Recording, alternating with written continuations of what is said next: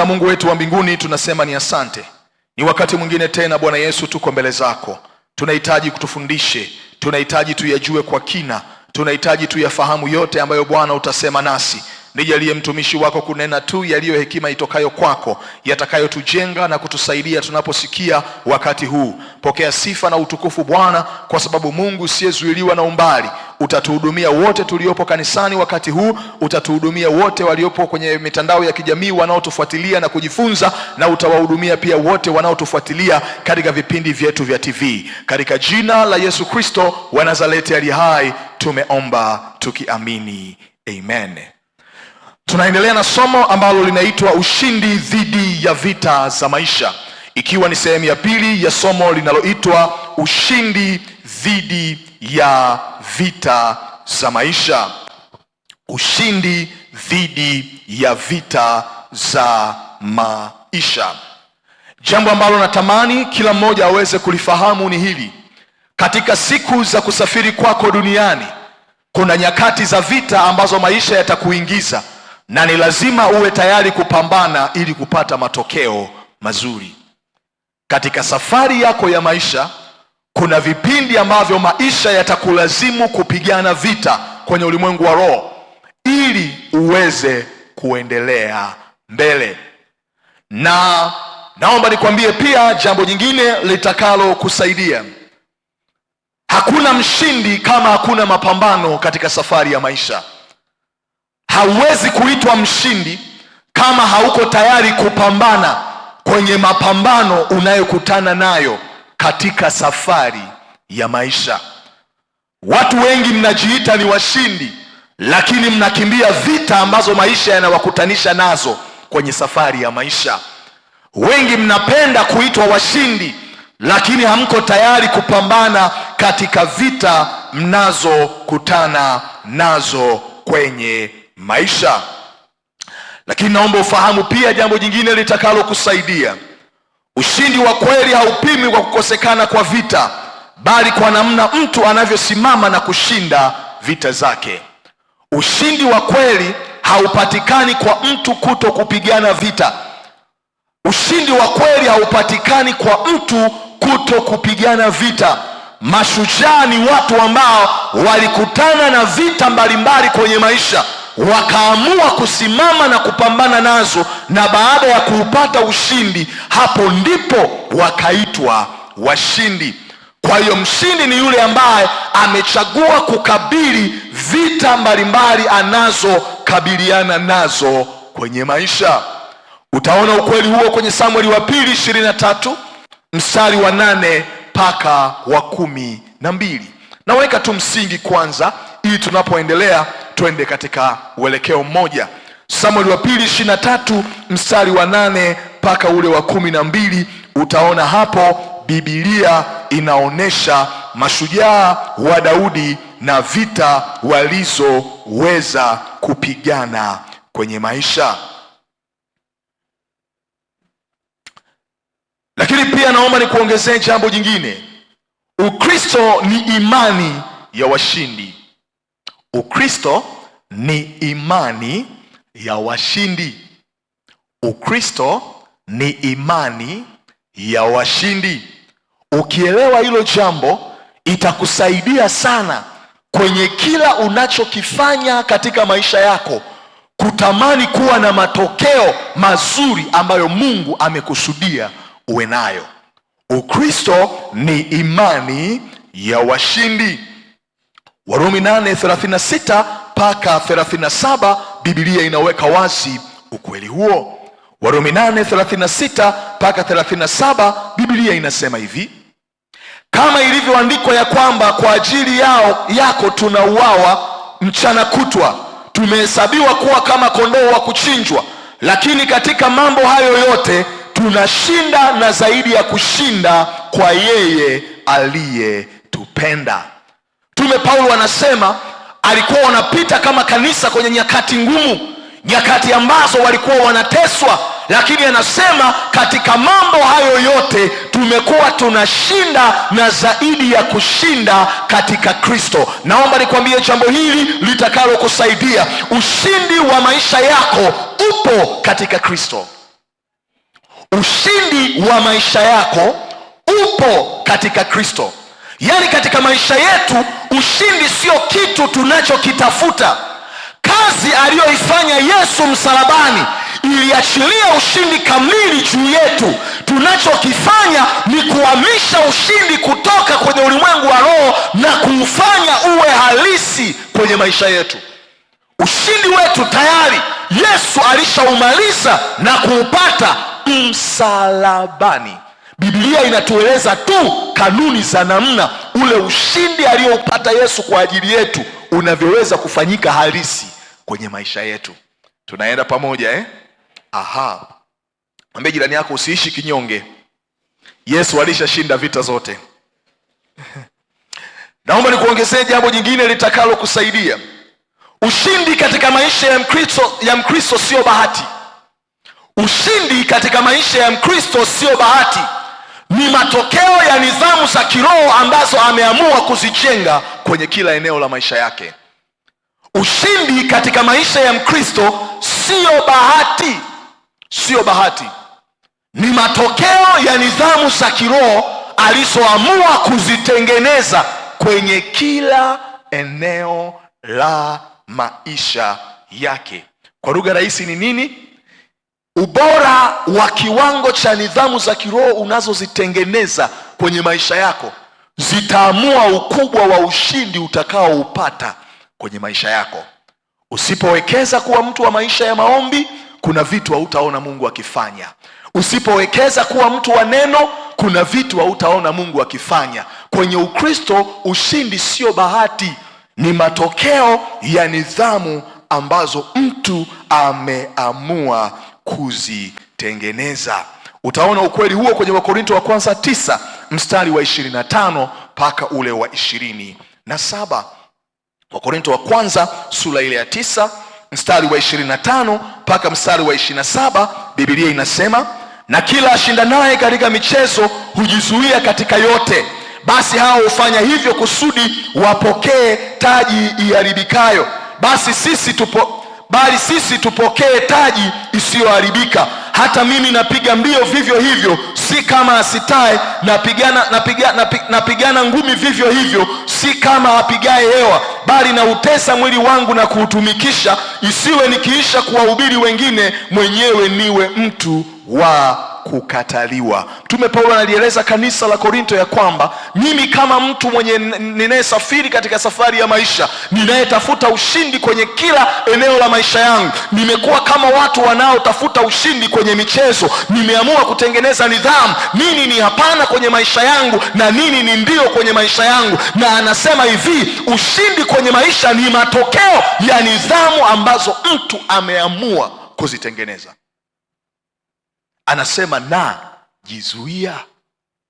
Kuna vitu usiposema hapana kwenye maisha yako, hauwezi kuona ushindi wa Mungu kwenye hatua zako. Narudia tena, kuna vitu usiposema hapana kwenye maisha yako, hauwezi kuona ushindi wa Mungu kwenye maisha yako. Baada ya kusema hayo, kama sehemu tu ya introduction, nataka sasa nikakuoneshe aina mbalimbali za vita ya maisha. Aina mbalimbali ya vita za maisha. Kumbuka tumesema somo letu ni ushindi dhidi ya vita za maisha. Na maisha yana vita za namna katika sura tofauti tofauti. Waliokuwepo katika ibada ya wiki iliyopita, nilianza sehemu ya kwanza na nitagusa hiyo sehemu kwa namna nyingine tena, na ninamwamini Mungu kwamba kila mmoja atahudumiwa kutokea kwenye eneo hilo. Amen. Vita ya kwanza inaitwa vita ya fikra. Vita ya fikra. Vita ya fikra. Naomba niwaambie watu wa Mungu, maisha ni vita ya mawazo. Maisha ni vita ya mawazo.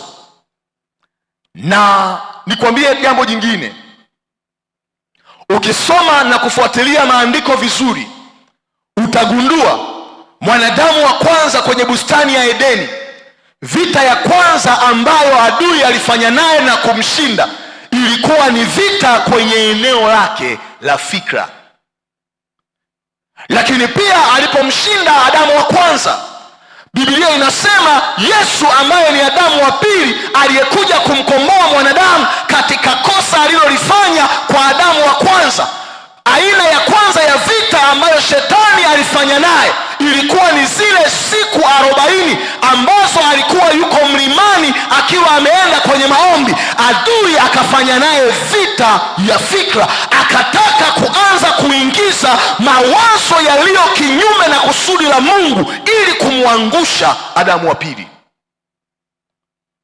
Na naomba nikwambie, kama shetani alitumia neno kumjaribu neno, atashindwa nini kutumia neno kukujaribu wewe?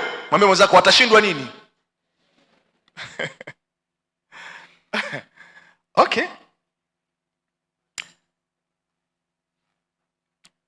Naomba nikuongezee jambo jingine litakalo kusaidia katika eneo la vita ya fikra.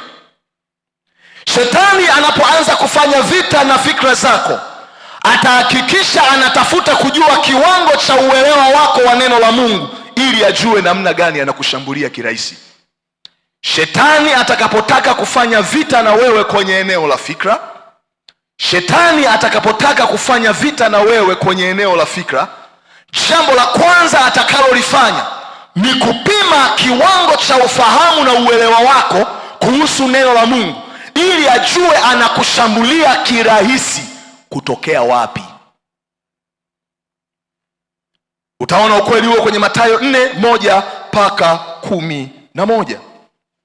Mathayo 4:1-11.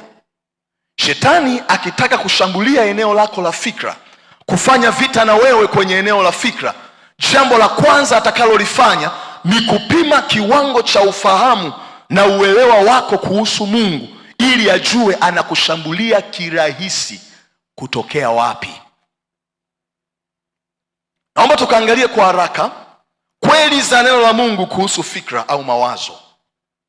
Kweli za neno la Mungu kuhusu fikra au mawazo. Kumbuka tunaanza kuiangalia vita ya fikra, na ndo vita ya kwanza ambayo shetani huwa anafanya na kila mtu kwenye maisha yake. Namba moja, usalama wa fikra zetu hutegemea ongezeko la ufahamu wa neno la Mungu ndani yetu. Hilo ni jambo la kwanza muhimu sana kufahamu kuhusu eneo la fikra. Usalama wa fikra au mawazo yetu hutegemea ongezeko la ufahamu wa neno la Mungu ndani yetu. Mawazo yako yatakuwa salama kutegemeana na kiwango cha uelewa wa neno la Mungu ndani yako. Na hii ndiyo sababu watu wa Mungu, watu wawili wanaweza wakapita kwenye changamoto inayofanana. Wakati mwingine anachanganyikiwa na kukosa amani, kuna mwingine ana utulivu na maisha yanaendelea. Nikagundua utulivu wetu wa ndani katika wakati ambapo maisha yanatupitisha kwenye changamoto inategemea ufahamu wa neno la Mungu ndani yetu.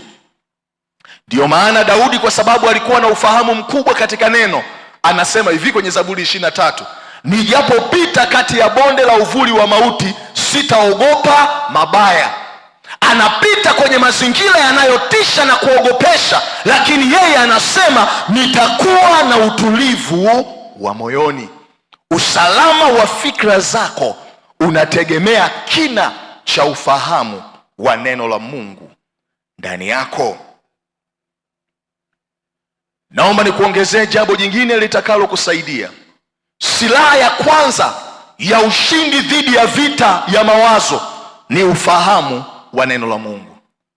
Silaha ya kwanza ya ushindi dhidi ya vita ya mawazo ni ufahamu sahihi wa neno la Mungu.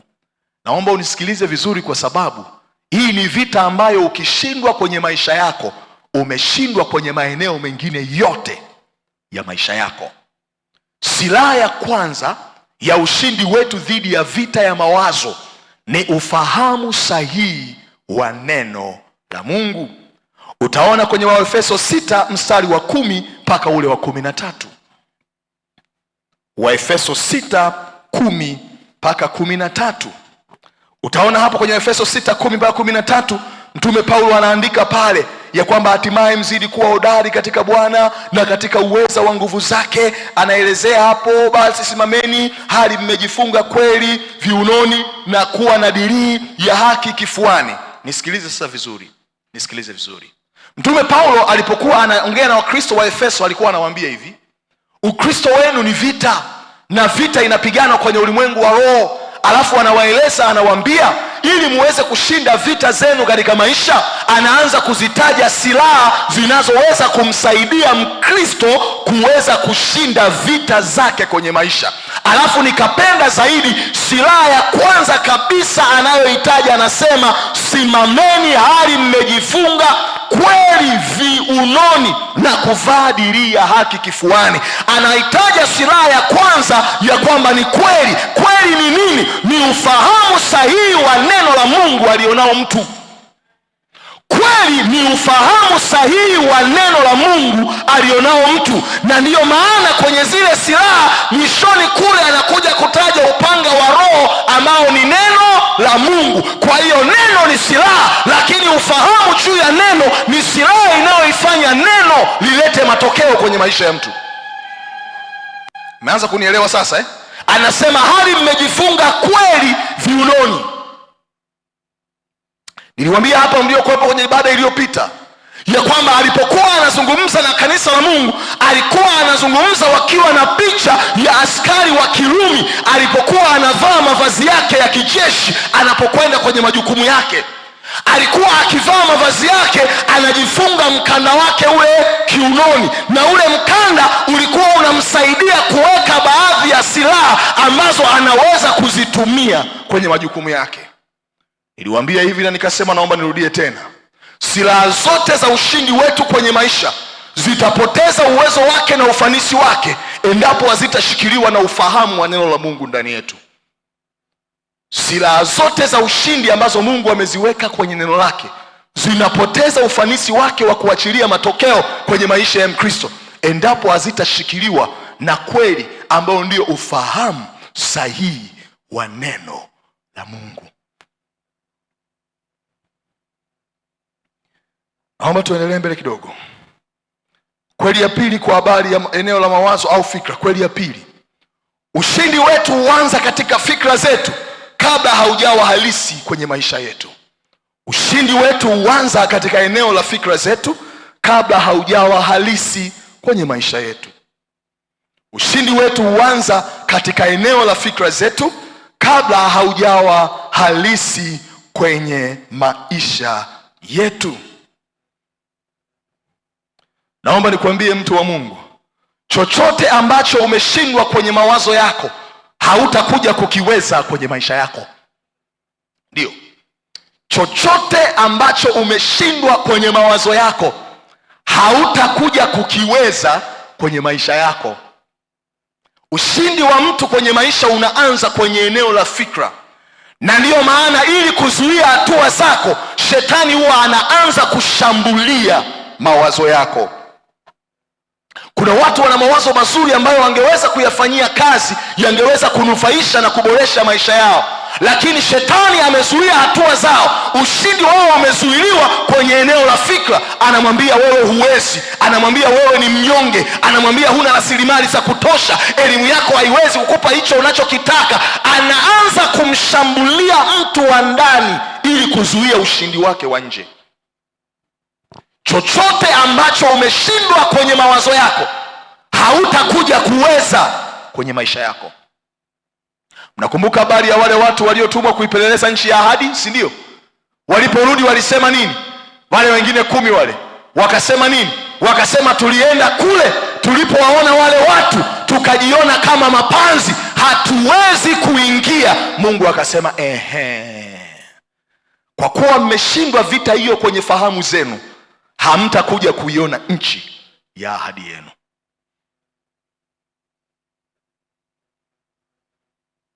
Utaona pia Wafalme wa Pili sura ile ya 5 mstari wa 5 mpaka wa 8. Wafalme wa Pili sura ya 7, Wafalme wa Pili sura ya 7 mstari wa 5 mpaka wa 8. Wafalme wa Pili sura ya 7 mstari wa 5 mpaka wa 8, Biblia inasema hivi: Basi wakaondoka kando ya mapambazuko ili waende mpaka kituo cha Washami.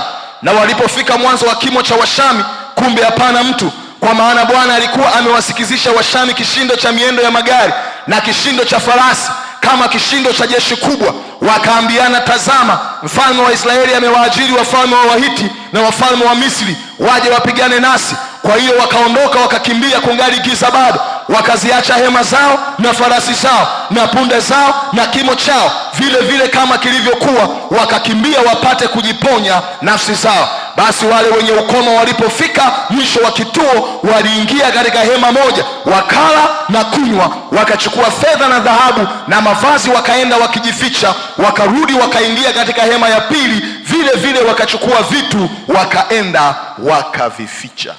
Biblia inaeleza kwa habari ya wakoma. Ilifika wakati ambapo nchi ina njaa, chakula hakipo. Wale watu wakasema, tukibaki hapa tutakufa, tukienda kwenye kambi ya adui tutakufa. Lakini wakaona ni bora kufa tukiwa tunapambana kuliko kuishi tukiwa tumepiga magoti. Msikia nilichosema? Waliona ni bora kufa tukiwa tunapambana kuliko kuishi tukiwa tumepiga magoti. Walivunja mpaka wao kwenye fahamu, wakasema ni kweli mazingira ni hatari, riski ni kubwa ya kupoteza uhai, lakini fahamu zao zikakubali ya kwamba tutaenda liwalo na liwe. Mtu asiyezuilika kwenye fahamu zake hawezi kuzuiliwa kwenye maisha yake. Vita ya fikra.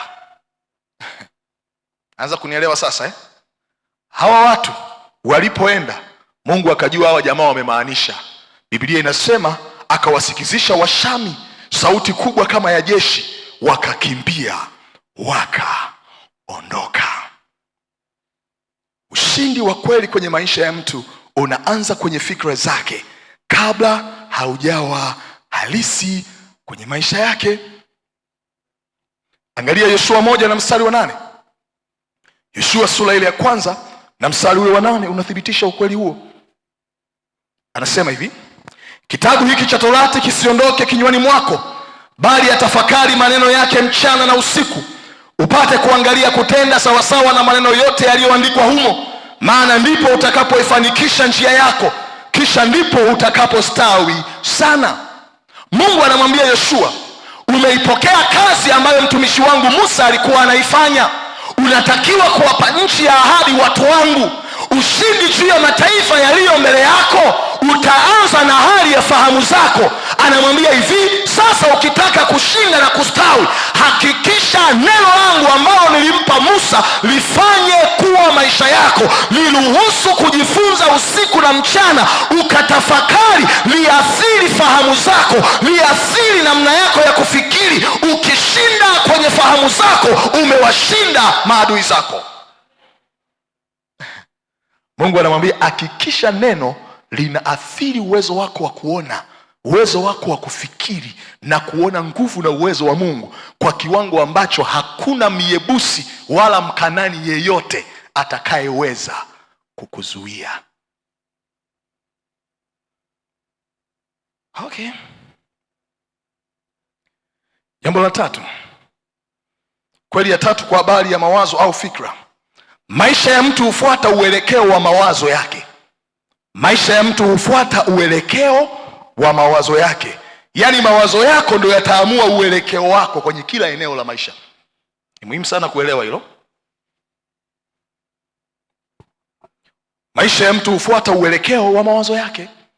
Waefeso 4:17-19 Biblia inaonyesha ukweli huo. Waefeso sura ile ya 4 mstari wa 17 mpaka wa 19 Biblia inaonyesha ukweli huo. Anasema, basi msienende kama mataifa waenendavyo katika ubatili wa nia zao. Mtume Paulo anapoongea na kanisa la Efeso anawaambia, naomba wanangu msienende kama mataifa waenendavyo katika ubatili wa nia zao. Anasema hivi, watu mnaowaona wanafanya kinyume na Mungu ni matokeo ya kile kinachoendelea kwenye nini? Kwenye fahamu zao. Anasema wala msienende kama mataifa waenendavyo katika ubatili wa nia zao. Ukitaka kubadilisha tabia na maadili yako, anza kubadilisha hali ya ufahamu wako.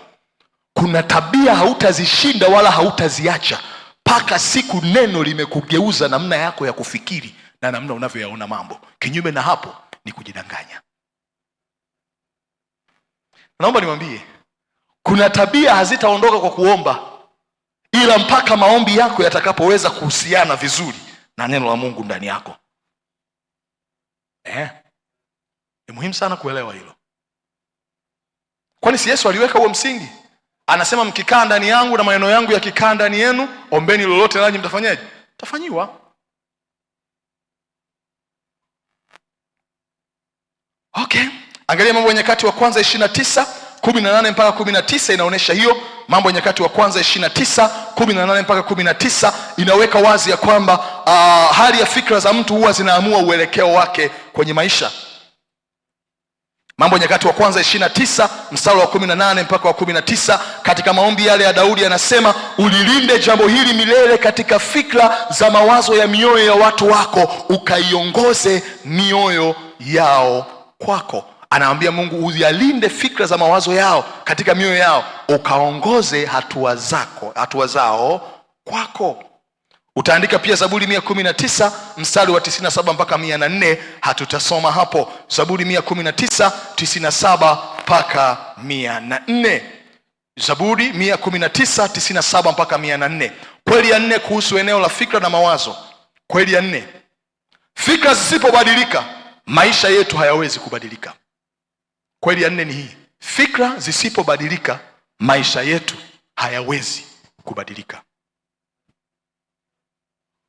Naomba niwaambie kitu, watu wa Mungu. Maisha yako vile yalivyo leo ni matokeo ya hali iliyopo ndani yako. Ndio. Maisha yako vile unavyoyaona leo ni matokeo ya vile ulivyo ndani. Fikra zako zikibadilishwa, maisha yako yatabadilika.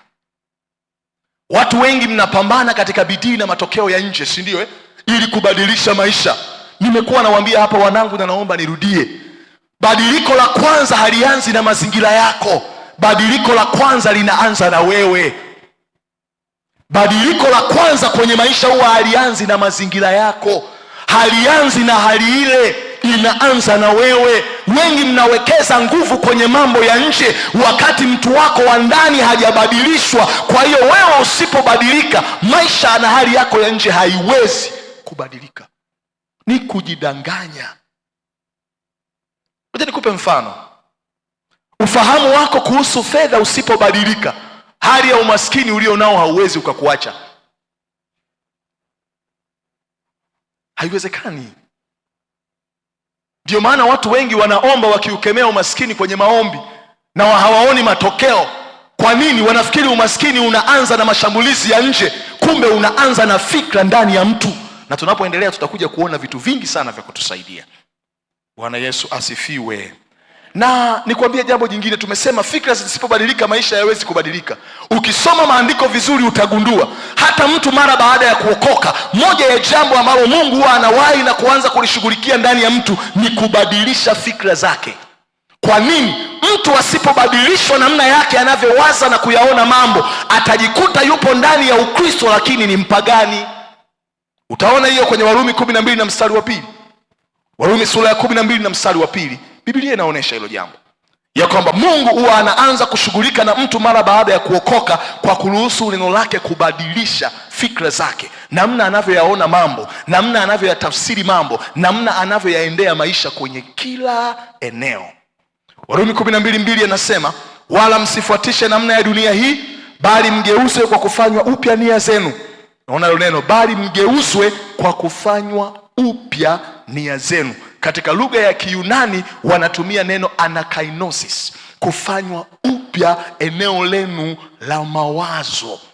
Kwa hiyo Mungu anapomwokoa mtu kupitia kazi ya msalaba na kupitia Kristo, anakuwahi kwenye eneo lako la fahamu, anaanza kuwekeza neno ndani yako. Na hii ndiyo sababu hata kanisa la kwanza, watu walipookoka kwenye Matendo ya Mitume sura ya 2, wale watu 3000 wakati Petro alipokuwa akihubiri, Biblia inasema baada ya kuamini wakadumu katika fundisho la mitume. Kwa nini? Wameingia kwenye imani mpya. Ili wokovu wao uendane na ukiri wao, ni lazima wakae chini ya neno ili fikra zao zibadilishwe.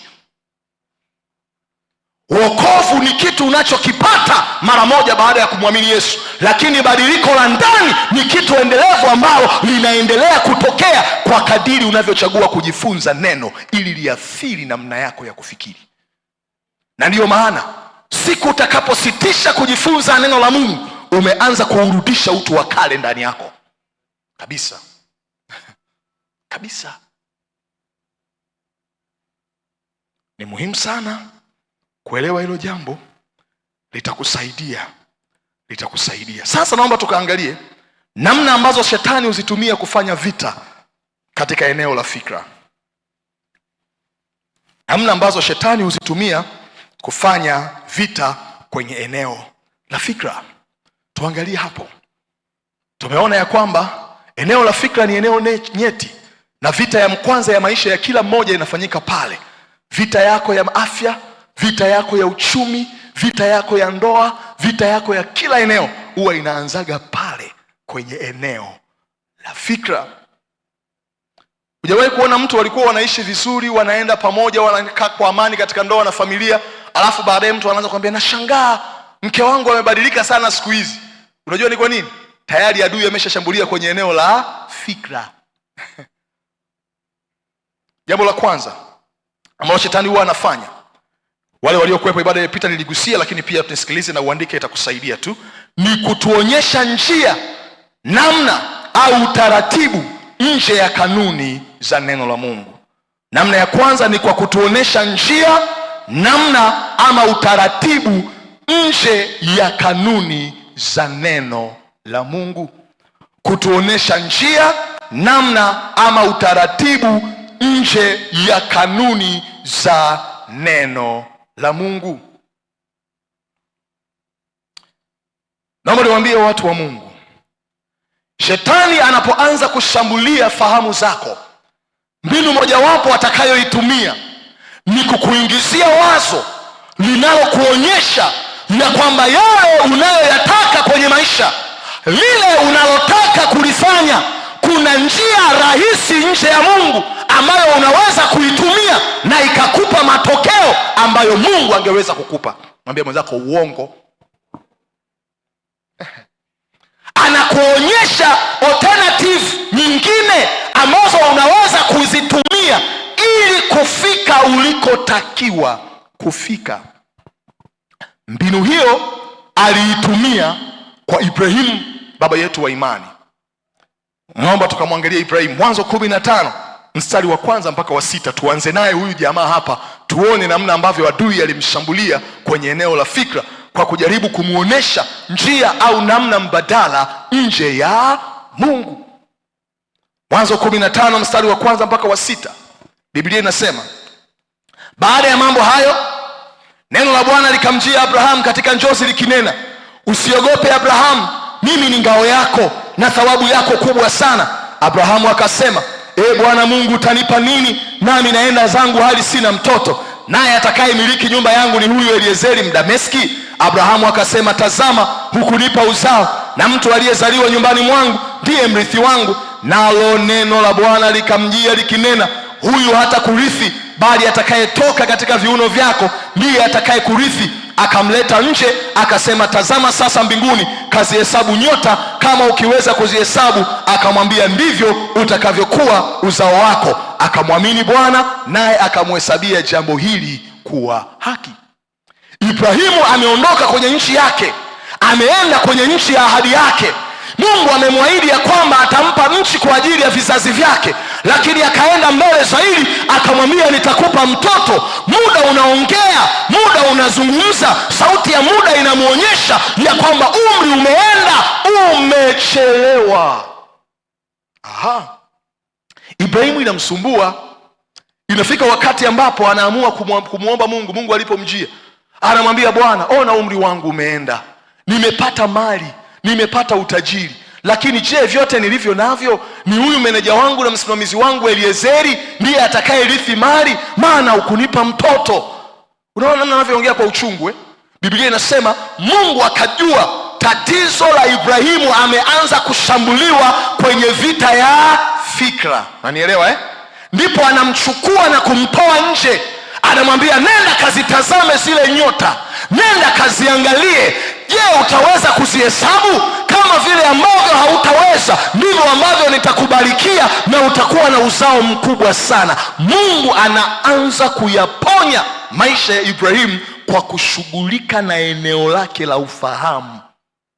Wakati ambapo sauti ya changamoto yake ilipokuwa kubwa, sauti ya neno ilikuja kunyamazisha sauti nyingine ili kumfanya aendelee kumtumikia Mungu kwenye maisha yake. Nikwambie kitu, njia rahisi ya kuzimisha sauti nyingine zote za hofu ni kuruhusu sauti ya neno kuwa sauti yenye nguvu kuliko zingine zote. Njia rahisi ya kuzimisha sauti zingine zote za hofu ni kuruhusu sauti ya neno kuwa na nguvu dhidi ya sauti zingine zote. Ni kweli una changamoto unazipitia, ni kweli kuna mambo hauyaelewi, ni kweli unaona Mungu ni kama amenyamaza, lakini zinyamazishe zile sauti kwa kuiambia nafsi yako yale ambayo Mungu ameahidi kuhusu hali yako. Ibrahimu akawa kama ameelewa hivi, lakini nilipoendelea kusoma maandiko nikagundua vita ya fikra iliendelea kumtesa huyu jamaa. Ona maandiko yanayofuata. Mwanzo 16:1-5. Mwanzo 16:1-5. Mwanzo 16:1-5. Biblia inasema, basi Sarai mkewe Abraham hakumzalia mwana, naye alikuwa na mjakazi Misri jina lake Hajiri. Sarai akamwambia Abraham, basi sasa Bwana amenifunga tumbo nisizae, umwingilie mjakazi wangu, labda nitapata uzao kwa yeye. Abrahamu akaisikiliza sauti ya Sarai. Naomba usikie neno, Abrahamu akaisikiliza sauti ya Sarai. Baada ya Mungu kuwa amesema naye, bado muda ulipoenda, vita ya fikra ikaendelea kuwa kubwa. Ikafika wakati mke wake anakuja na wazo, anakuja na sauti nje ya sauti ya neno ambayo Mungu alikuwa akimsemesha. Ndipo Biblia inasema akaja akamwambia, mimi nafikiri njia bora na rahisi, mimi nimeshindwa kuzaa mtoto, lakini unaweza ukazaa na Hajiri. Adui anashambulia eneo la fikra kwa kukuonesha njia mbadala nje ya maelekezo ya Mungu. Ukisoma hayo maandiko vizuri hapo, utakuja kuona mbele alifanikisha hilo jambo, na kweli Hajiri akapata mtoto ambaye ni Ishmaeli. Lakini mambo makubwa mawili yakatokea. Jambo la kwanza, ndoa ya Sara ukisoma hapo ikageuka kuwa tatizo. Kwa nini? Huwa nawaambia kila siku wanangu, na nitarudia tena, chochote kilichopatikana nje ya utaratibu wa Mungu hakiwezi kukupa furaha ya kweli. Chochote kinachopatikana nje ya utaratibu wa neno la Mungu hakiwezi kukupa furaha ya kweli. Tatizo la pili lililojitokeza ni nini? Mpaka leo Israeli na Palestina wanafanya nini? Wanagombana mpaka kesho, na haitakuja kukaa ikaisha. Ila ni nini? Lilishambuliwa eneo la fikra. Sauti ya Sara ikawa na nguvu katika njia aliyokuwa ameichagua badala ya sauti ya Mungu. Kwa nini? Shetani huwa anashambulia fahamu zetu kwa kuhakikisha anatuonesha namna nyingine nje ya Mungu inayoweza kutupa tunayoyahitaji. Niliwahi kuambia hapa na naomba nirudie. Njia ya Mungu inaweza kuonekana kuwa ndefu lakini ni salama. Kwa hiyo ni bora iwe ndefu lakini salama. Hilo jambo unakumbuka kabisa. Hichi kizazi hichi cha fast charge, fast food, fast everything hichi. Haya, sasa tumeona ya kwamba namna ya kwanza ambayo adui huwa anashambulia kwenye eneo letu la vita ya fikra au ufahamu ni kutuonesha njia mbadala nje ya Mungu, si ndio? Anashambuliaje? Anashambulia kwa namna kubwa mbili. Hiyo kukuonyesha njia mbadala nje ya Mungu. andika hapo ndani, ni kwa kupunguza uzito wa maelekezo ya neno la Mungu kwenye mioyo yetu. Ni kwa kupunguza uzito wa maelekezo ya neno la Mungu kwenye mioyo yetu. Anakufanya uone ya kwamba yale ambayo Mungu ameyasema hayana uzito kwa kiwango hicho cha kuzingatiwa. Ni kupunguza uzito wa maelekezo ya neno la Mungu ndani yetu. Anakufanya unashusha viwango vya kile ambacho Mungu amesema. Kwa hiyo yale maelekezo ya Mungu hayaonekani tena kama lazima, ila yanaanza kuonekana kama chaguo. Maelekezo ya Mungu hayaonekani tena kama lazima, yanaanza kuonekana kama chaguo. Utaona Yeremia 7:23 mpaka 24. Yeremia 7:23 mpaka 24.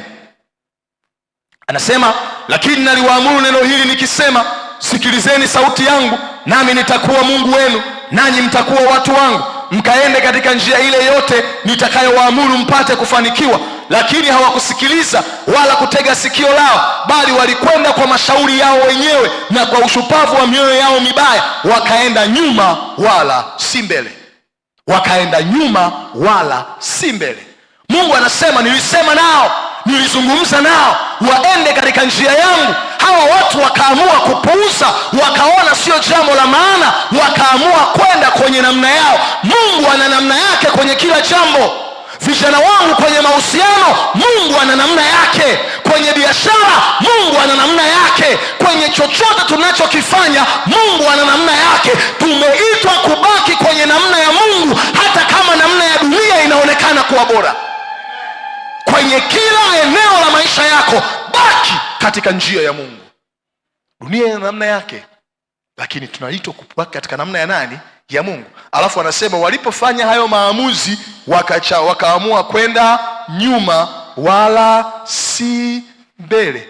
Yeyote anayepuuza maelekezo ya neno la Mungu amechagua kushindwa, hata kama anaonekana anafanikiwa. Andika hilo jambo moyo wako unakumbuka. Yeyote anayechagua kupuuza maelekezo ya neno la Mungu amechagua kushindwa, hata kama anaonekana kuwa anafanikiwa. Anasema kwa sababu walichagua njia yao wenyewe, wakachagua kwenda nyuma badala ya kwenda mbele. Naomba nizungumze kidogo hapo, watu wa Mungu, kwenye hilo eneo. Wanangu, tusikilizane. Tumesema dunia inaweza ikawa ina namna yake, lakini Mungu anataka tubaki kwenye njia yake. Sasa nisikilize. Mungu anaheshimu neno lake kuliko hisia zetu au mitazamo yetu. Ndilo jambo unakumbuka. Mungu anaheshimu neno lake kuliko hisia zetu au mitazamo yetu. Anaheshimu sana. Na shetani anajua, ili kushambulia eneo la fikra, anakufanya ushushe viwango vya Mungu kwenye maisha yako. Mungu anaheshimu sana neno lake kuliko hisia zetu au mitazamo yetu.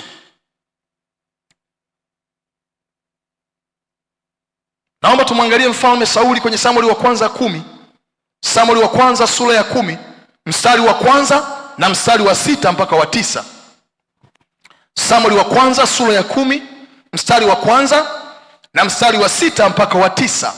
Biblia inasema, ndipo Samueli akatwaa kichupa cha mafuta, akayamimina kichwani pake, akambusu, akasema, je, Bwana akutia mafuta uwe mkuu juu ya watu wake Israeli?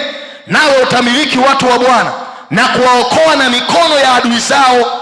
Kisha hii itakuwa ishara kwako ya kuwa Bwana amekutia mafuta uwe mkuu juu ya urithi wake, na roho ya Bwana mstari wa 6, na roho ya Bwana itakujilia kwa nguvu, nawe utatabiri pamoja nao, nawe utageuzwa kuwa mtu mwingine. 7, basi hapo ishara hizi zitakapotukia, fanya kama uonavyo vema, kwa kuwa Mungu yu pamoja nawe. 8, nawe utateremka mbele yangu mpaka Gilgali. Shika hilo neno Gilgali. Nami angalia, nitakuteremkia huko ili kutoa sadaka za kuteketezwa na kuchinja sadaka za amani. Siku 7 utangoja hata nitakapokujia na kukuonyesha yatakayokupasa kuyafanya.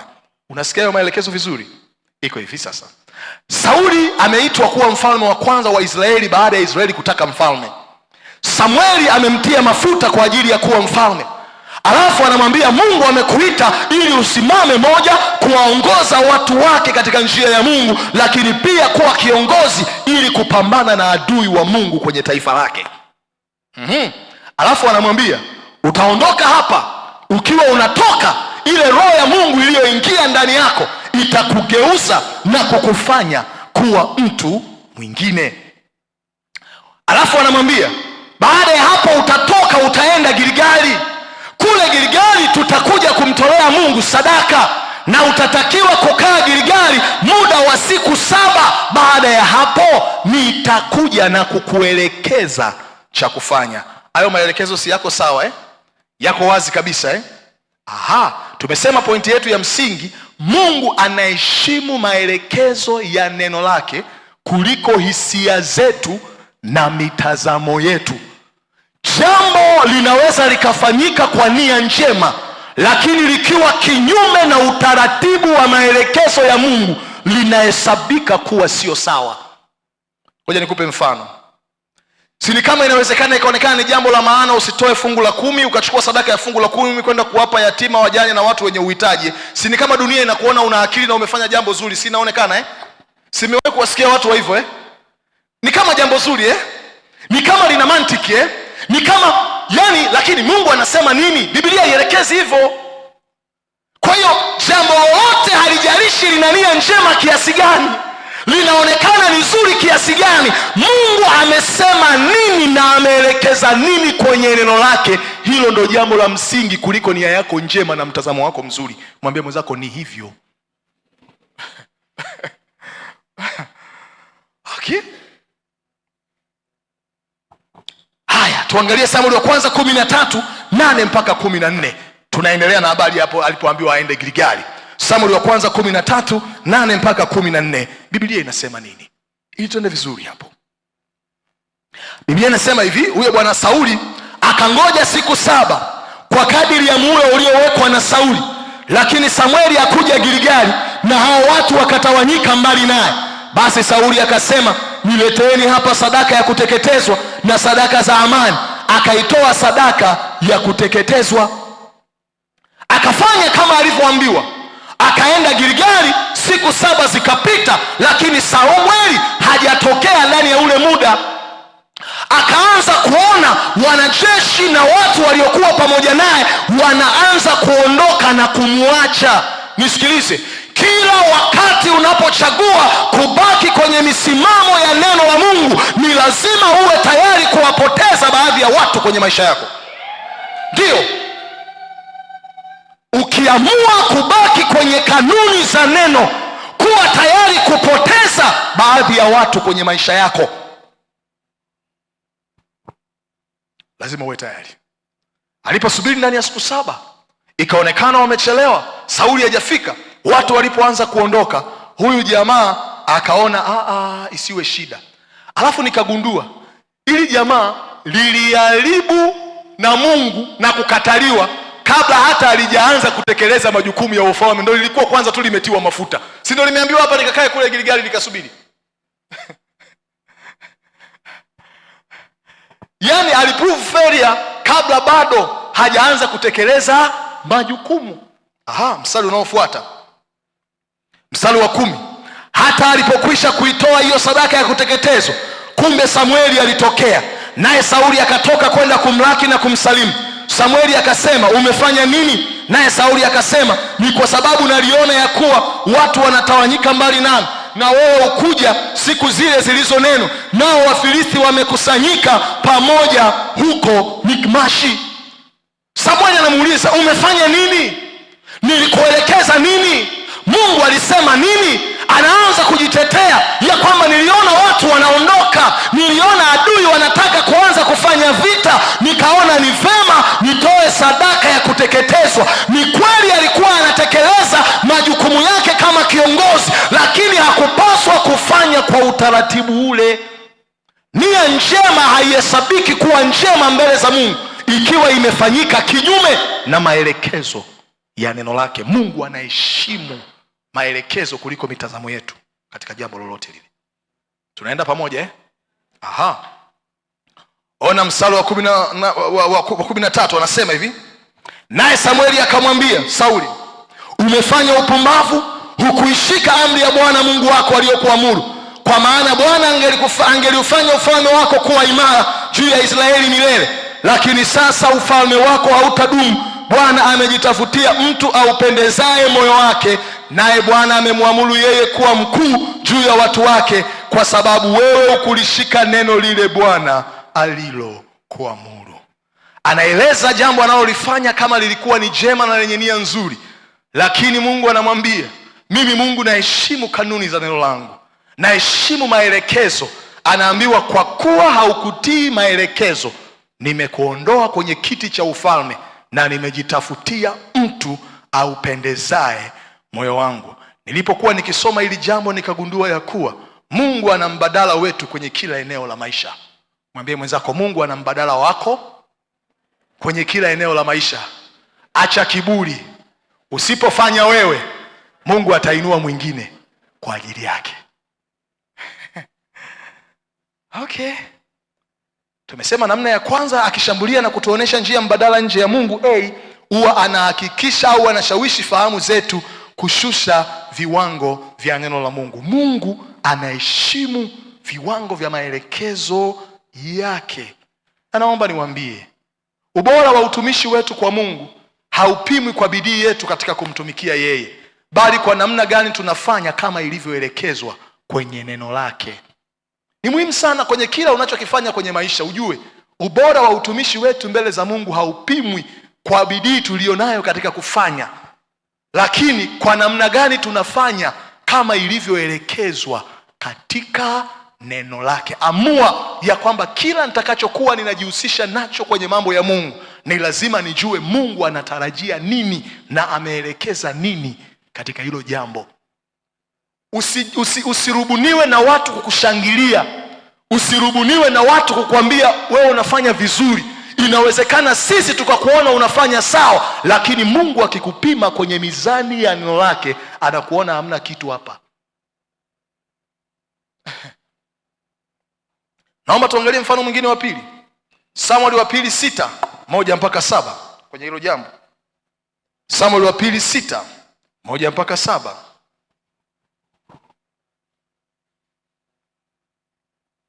Biblia inasema hivi: basi Daudi akakusanya tena wateule wote wa Israeli, watu 30,000, akaondoka Daudi akaenda pamoja na watu. Kumbuka ni Samueli wa pili 6:1-7. Mstari wa pili: akaondoka Daudi akaenda pamoja na watu wote waliokuwa naye mpaka Baala wa Yuda, ili kulipandisha kutoka huko sanduku la Mungu lililoitwa kwa jina, naam, jina la Bwana wa majeshi akaaye juu ya marekebu. Wakaliweka sanduku la Mungu juu ya gari mpya. Zingatia neno gari mpya. Wakalitoa, nitakuelezea baadaye, katika nyumba ya Abinadabu iliyokuwa kilimani. Nao Uza na Ahio wana wa Abinadabu wakaliendesha lile gari jipya. Wakalitoa katika nyumba ya Abinadabu iliyoko kilimani pamoja na sanduku la Bwana, na huyo Ahio akatangulia mbele ya sanduku. Daudi na nyumba yote ya Israeli wakacheza mbele za Bwana kwa nguvu zao zote. Mwambie jirani yako, kwa nguvu zao zote. Alafu anasema kwa nyimbo na kwa vinubi na kwa vinanda na kwa matari na kwa kayamba na kwa matoazi. Hata walipofika kwa uga wa Nakoni, Uza akalinyoshea mkono sanduku la Mungu, akalikamata, kwa maana wale ng'ombe walikungua. Kukungua maana yake walijikwaa. Ndipo hasira ya Bwana ikawaka juu ya Uza, naye Mungu akampiga huko kwa kosa lake, hata akafa pale pale penye sanduku la Mungu. Nisikilize sasa. Biblia inasema ilikuwa ni wakati ambapo Daudi ameingia kwenye ufalme. Sanduku la Mungu limechukuliwa likiwa linahifadhiwa kwenye nyumba ya jamaa mmoja anaitwa Abinadabu. Daudi akaona ni vyema sanduku la agano lichukuliwe na kuletwa katika mahali pake. Nini kilitokea? Biblia inasema Uza na Ahio, watoto wa yule binadamu, wakatengeneza gari zuri jipya, alafu wakaweka lile sanduku la agano juu, na magari yao kwa nyakati zile yalikuwa yanakokotwa na wanyama. Wakiwa wanaenda, Biblia inasema wakajikwaa katika lile gari, lile sanduku likataka kuanguka. Uza akaliwahi ili kulikamata, alipolishika Mungu akamuua. Kwani kwa hali ya kawaida, si unaona nia yake ilikuwa njema Tuanzie hapo. Nia si ilikuwa njema jamani? Si ni kweli? Nia ni njema, sanduku la agano lisianguke. Nia ilikuwa njema. Nini kimemfanya Mungu kumuua? Mungu anaheshimu maelekezo ya neno lake kuliko hisia zetu na mitazamo yetu. Sasa ngoja nikueleze. Andika jambo hili litakalo kusaidia. Mungu anataka kila kitu kifanyike katika namna aliyoiagiza, na sio katika namna tunayoiona sisi kuwa ni njema machoni petu. Ndiyo, Mungu anataka kila kitu kifanyike katika namna aliyoiagiza, na sio katika namna tunayoiona sisi kuwa ni njema machoni petu.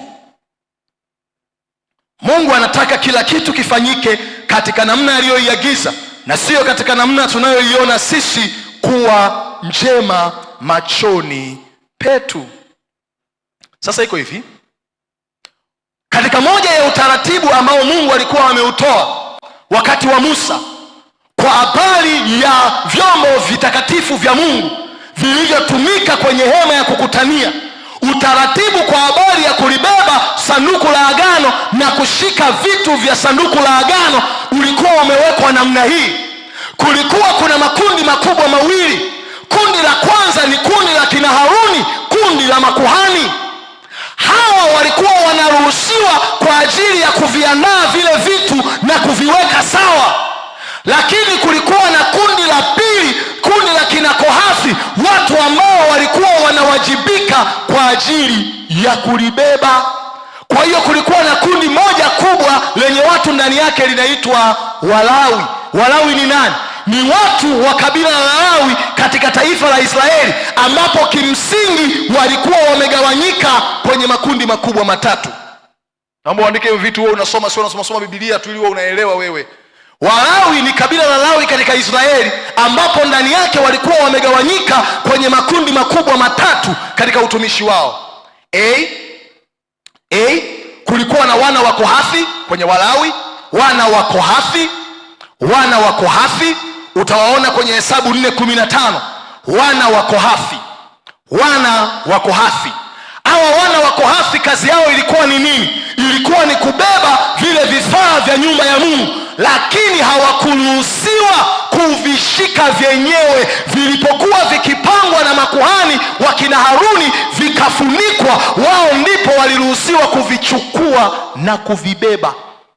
Mungu anaweka kanuni hapo ya kwamba Kohathi mtavibeba kama Walawi, lakini wajibu wenu utakuwa ni kubeba na sio kugusa. Kwa hiyo ilikuwa lazima, ukisoma maandiko hapo kwenye Hesabu 4:15 na Hesabu 4:17 na 20, vilikuwa vinafunikwa na kutunzwa, ndipo wafanye nini? Wavibebe. Na Biblia inaweka wazi, wangevigusa ilikuwa ni kifo kwao. Kwa hiyo wanamtumikia Mungu, lakini katika kanuni na mipaka ambayo Mungu ameiweka. Mungu hajali tu utumishi wetu, anajali kwa kiwango gani tunazingatia kanuni alizoziweka na mipaka aliyotuwekea kwenye kila eneo la maisha. Muhimu sana. Kundi la pili la Walawi B katika hilo kabila la Lawi ni wana wa Gershoni. Wana wa Gershoni utawaona hapo, wana wa Gershoni wanaitwa wana wa Gershoni kwenye Hesabu 4:24 mpaka 26. Wana wa Gershoni kwenye 24 mpaka 26, wao kazi yao ilikuwa ni kubeba mapazia, vitambaa na mapazia ya hema ya kukutania. Hesabu 4:24 mpaka 26. Alafu kundi la tatu la Walawi ilikuwa ni wana wa Merari. wana wa Merari. Ukisoma hapo kwenye Biblia, kwenye hiyo Hesabu utawaona hapo. Kwa hiyo Mungu akawa ameweka mipaka. Kwa hiyo watu waliokuwa wanatakiwa kushika na kulibeba sanduku la agano, waliotakiwa kushika walikuwa ni makuhani, lakini waliotakiwa kubeba ni wana wa Kohathi. Alafu ukisoma maandiko vizuri kwenye Biblia utagundua katika kubeba Mungu aliwapa maelekezo ya kwamba watakapobeba halitabebwa kwenye gari, litabebwa mabegani. Litabebwa mabegani. Nini ambacho kilifanya huyu jamaa akauawa na Mungu akamuua? Jambo la kwanza, alitaka kulisaidia sanduku la agano lisianguke, akalishika wakati walioruhusiwa walikuwa ni wana wa Kohathi, na walioruhusiwa kushika vitu vitakatifu walikuwa ni makuhani. Mungu anazingatia kanuni za neno lake kuliko mawazo yako na mitazamo yako. Wazo lilikuwa jema wanangu, lakini kwa sababu lilifanyika kinyume na utaratibu ambao Mungu alikuwa ameuweka, mauti ilipita naye.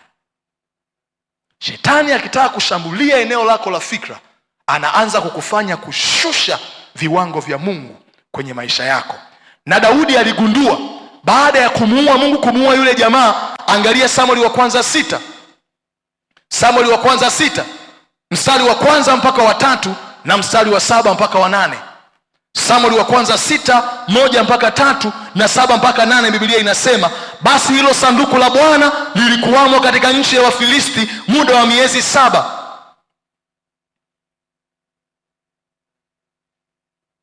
Hapana, hilo liandike tu, tutalisoma ili nisome andiko jingine la msingi. Samueli wa kwanza 6, 1 mpaka 3 na 7 mpaka 8. Kuna andiko hapa ambalo nataka nilione kama nitalipata kwa haraka. Mambo ya Nyakati wa kwanza 15.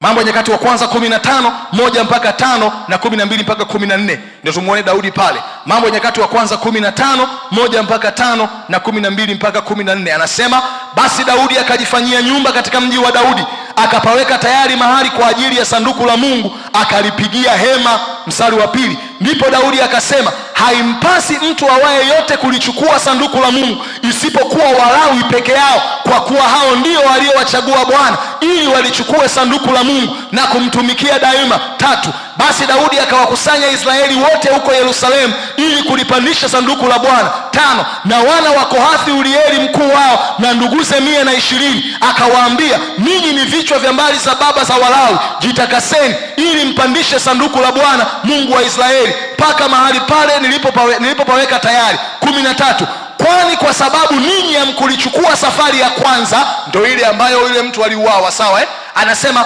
kwani kwa sababu ninyi hamkulichukua safari ya kwanza, Bwana Mungu wetu alitufurikia kwa maana ya kumtafuta, hatukumtafuta sawa sawa na sheria. Basi makuhani na Walawi wakajitakasa ili wapate kulipandisha sanduku la Bwana Mungu wa Israeli.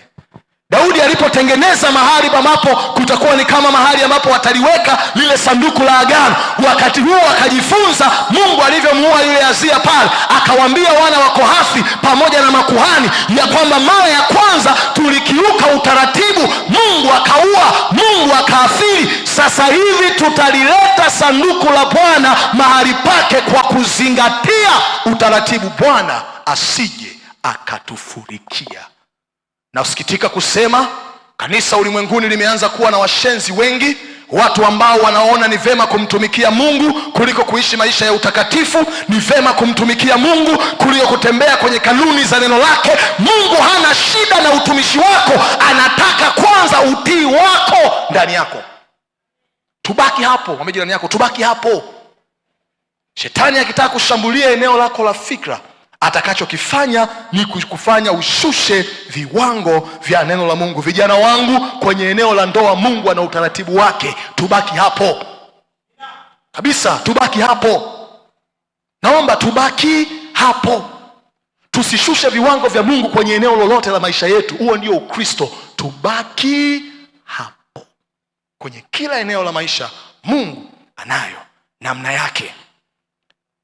Ningeweza kuendelea zaidi, lakini naomba kwa leo tuishie hapo. Naomba usimame mahali ulipo.